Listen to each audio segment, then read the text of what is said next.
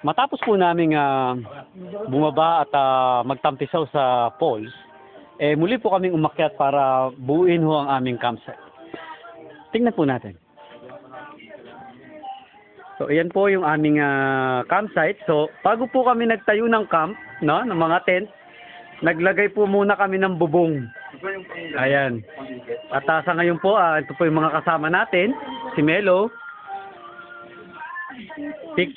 Picture to, hindi to video. Ayan si Rose. Hindi siya kasya sa malapitan. Kailangan malayo. Oops, hindi pa rin kasya.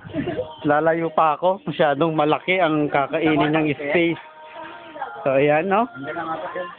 So, ito nagluluto na, no? Ng dinner. So, ito, ang tawag dito ay Pilipinong-Pilipino. Morcon de leche. At ang ating soup ay talagang hango sa isang sikat na Tagalog dish na mushroom Americano. Mushroom pechay. Yeah, mushroom pechay. At ayan na, kukunan na ho natin si Kambal. Kahit may nabaso, oh. Ay, kahit hindi gabi. Ayan. Okay na ba? So, ito po, ano?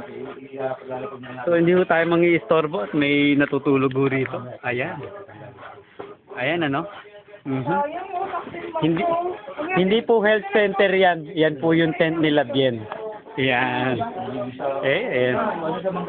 Nawawala si Ron. Ayan. So, ito ho yung tent namin. Parang may ginagawa yata si Ron sa loob. No? May ano sa taas, may duyan. Ang init. Oo nga. Ano kaya yung ginagawa niya sa loob? Ang init daw. So, ayun yung mga ibang mga nag-hike din, ano? Medyo konting ano lang sila at bababa na kagad. Doon kami galing kanina. No? Ayan. So, ayan ho yung tent namin. Tignan ho natin sa loob. Ayan. Nakikita nyo naman ho, ang laki, parang City Hall. Oo. Okay. Saka, brother. Alright. Alright. Rolling. Uy.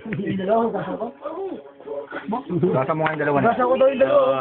Okay, hugasan mo. Okay, hubad na, hubad. Hubad. Hugasan. Make sure lang na hindi mangangagat, ha.